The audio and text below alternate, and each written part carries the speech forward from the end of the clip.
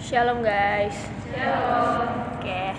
Jadi saat ini kita akan masuk dalam renungan, dan renungan itu aku ambil dari Ibrani 12 ayat 1 sampai ayatnya yang ke-17.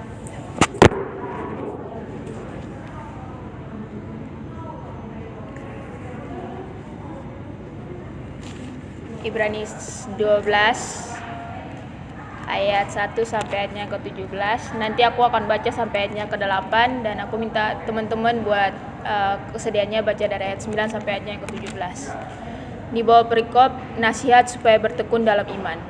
Karena kita mempunyai banyak saksi bagaikan awan yang mengelilingi kita, marilah kita meninggalkan semua beban dan dosa yang begitu merintangi kita, dan berlomba dengan tekun dalam perlombaan yang diwajibkan bagi kita.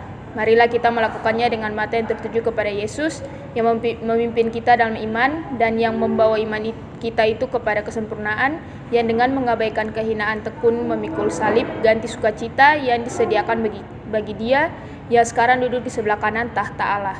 Ingatlah selalu akan Dia yang tekun menanggung bantahan yang sehebat itu terhadap dirinya dari pihak orang-orang berdosa, supaya jangan kamu menjadi lemah dan putus asa.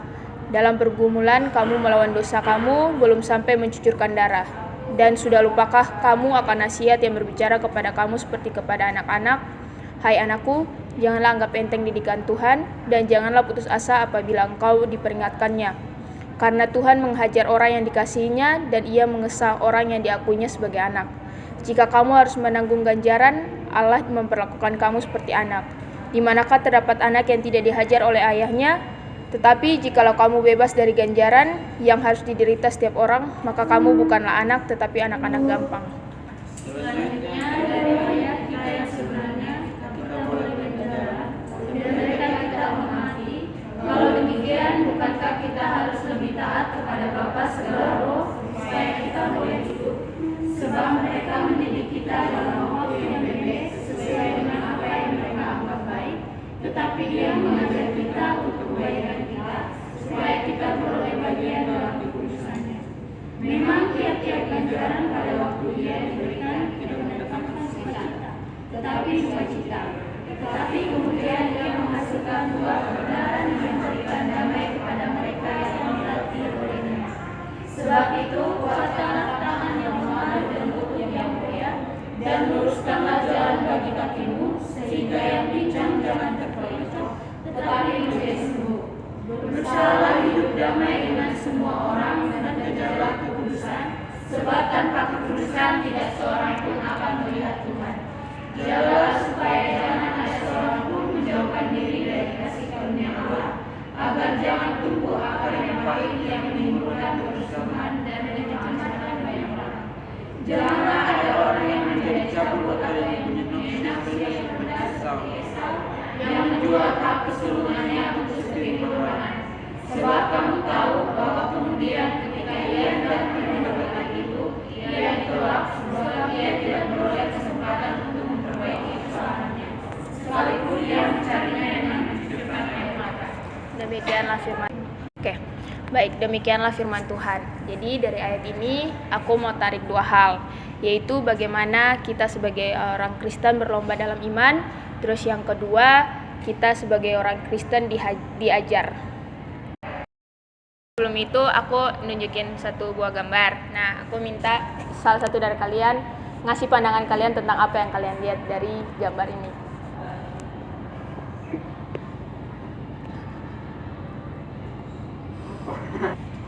Oke, kalau dari saya seperti yang terlihat pada gambar ini, ada orang yang lari dengan beban dan orang yang lari tanpa beban. Itu aja. Ada yang mau menambahkan, guys?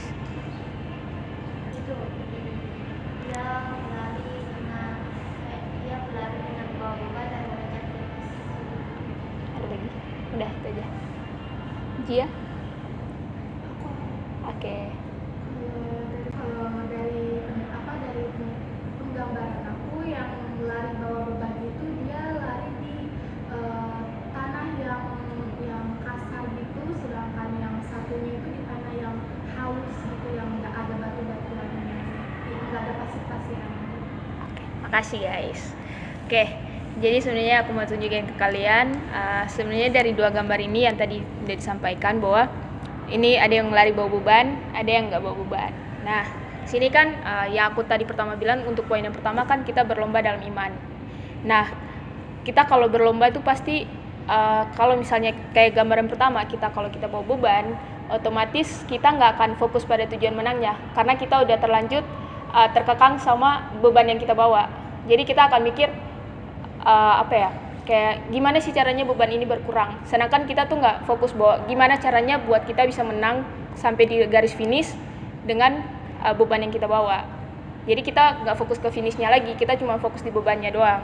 Nah, kalau di gambar yang kedua ini kan jadinya karena nggak ada beban yang kita bawa, jadinya kita kayak udah fokusnya cuma mau ke sana, mau ke finish doang, mau menang doang.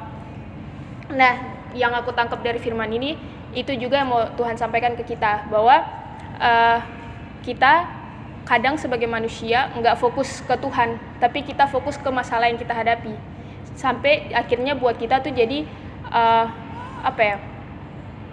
jadinya kita mengeluh ke Tuhan tentang apa yang kita dapat, maksudnya apa yang kita jalani itu akhirnya kita ngeluh terus bikin kita jadinya nggak fokus ke Tuhan, akhirnya kita fokus ke masalah-masalah kita dan selalu mengeluh ke Tuhan. Akhirnya ujungnya kita pasti nyelesainya pakai kekuatan kita sendiri, padahal otomatis kita sebagai manusia susah buat menyelesaikan masalah ini kalau tanpa Tuhan. Nah, terus dan poin ini juga berkelanjutan sama poin yang kedua yang aku bilang bahwa kita sebagai orang Kristen pasti akan dihajar. Nah, ini tuh cara Tuhan buat kita menjalani hidup di dunia, karena kita di dunia nggak mungkin mulus-mulus aja, kita pasti akan ada namanya masalah.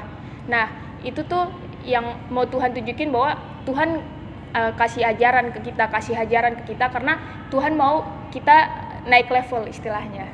Karena kita ngadepin masalah itu, Tuhan mau kita buat seandainya kita lewati masalah yang lebih besar lagi, kita tuh udah tahu bahwa sebenarnya kita udah ngelewatin yang ini, dan itu karena bentuk ajarannya Tuhan. Nah, makanya itu Nah, kan terus di ayat yang ke-6 kan dibilang bahwa karena Tuhan mengajar orang yang dikasihinya dan Dia menyesal orang yang diakuinya sebagai anak. Jadi kalau buatku sih sebagai orang Kristen bahwa harusnya kita bersyukur kita dikasih ajaran sama Tuhan. Karena kan dibilang karena Tuhan mengajar orang yang dikasihinya. Berarti kalau kita berarti kita nggak disayang dong sama Tuhan. Jadi harusnya walaupun sebagai dalam daging kita, manusia sebagai daging pasti ngerasa kayak ini tuh harusnya Tuhan jangan ngasih ini ke aku. Terus tapi di satu sisi kita harusnya bersyukur karena dengan adanya ajaran dari Tuhan kita jadinya terbiasa akan hal-hal yang harusnya kita hadapi. Dan jadinya kita dibentuk untuk dilatih dan untuk melewati hal-hal yang lebih besar lagi dari itu. Nah, setelah kita diajar, kita mau dibentuk sama Tuhan untuk memenangkan perlombaan yang tadi aku bilang dengan meninggalkan hidup lama. Makanya itu pentingnya bagi kita untuk bertekun sampai akhir. Karena kalau dalam hidup ini semua orang pasti akan berlomba-lomba untuk meraih kesuksesannya masing-masing. Makanya penulis surat Ibrani juga menggambarkan kehidupan orang beriman sebagai suatu lintasan lomba, di mana kita perlu berlari di lintasan itu karena sejak dahulu sudah banyak orang yang percaya yang melewatinya. Nah, gimana sih caranya kita sebagai orang Kristen untuk dapat memenangkan perlombaan ini? Kita sebagai orang Kristen harus bisa mengarahkan fokus hidup kita kepada Yesus, bukan kepada beban-beban. Karena harus tanamkan bahwa apapun yang terjadi dalam hidup pasti ada atas izinnya Tuhan, dan itu pasti dalam pertolongan tangan Tuhan. Kita nggak mungkin disuruh lewatin itu sendiri tanpa tangannya Tuhan. Kenapa harus fokus kepada Yesus? Karena sejak awal Ia yang memimpin iman kita. Terus Ia juga yang memikul salib sekalipun dihina dan tekun menanggung perbantahan orang-orang berdosa, serta yang sekarang udah duduk di sebelah kanan Allah Bapa. Sebagai pelari juga kita harus bersungguh-sungguh melawan dosa, menghargai didikan Tuhan sekalipun keras, menjaga iman kita tetap kuat, serta hidup dalam damai dan mengejar kekudusan. Janganlah kita seperti Esau yang tergoda oleh nafsu yang rendah. sehingga pada akhirnya tidak mendapatkan berkat yang telah disediakan. Nah, dalam perjalanan kerohanian kita yang adalah lintasan lomba yang tak jarang terasa melelahkan, keinginan duniawi dan ejekan dari dunia dapat membuat kita berhenti berlari. Namun ketika kita berpikir demikian, dengarkanlah kesaksian dari sekeliling kita atau bahkan tokoh-tokoh Alkitab yang dapat membantu kita untuk membentuk iman kita dalam perlombaan tersebut, terutama Yesus. Nah, selama perlombaan yang panjang ini kita perlu bertekun seperti Yesus, di mana ia menjalani misinya sesuai dengan kehendak Bapa. Dengan cara yang berat, ia tiba di garis akhir dan menerima kemuliaan yang telah ditetapkan baginya. Yesus telah menang dan kini ia menyediakan kemenangan itu bagi setiap orang percaya. Ada kemenangan di garis akhir bagi mereka yang bertekun. Oleh karena itu, teruslah hidup benar sekalipun mendapat cemooh, teruslah hidup kudus sekalipun disebut aneh oleh dunia. Senikmat-nikmatnya nafsu dunia itu tidak sebanding dengan kemuliaan yang Allah sediakan.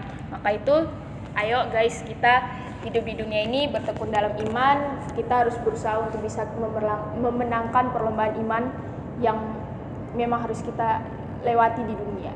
Ya itu aja sih. Oke, untuk mengaminkan firman ini, mari kita satu dalam doa.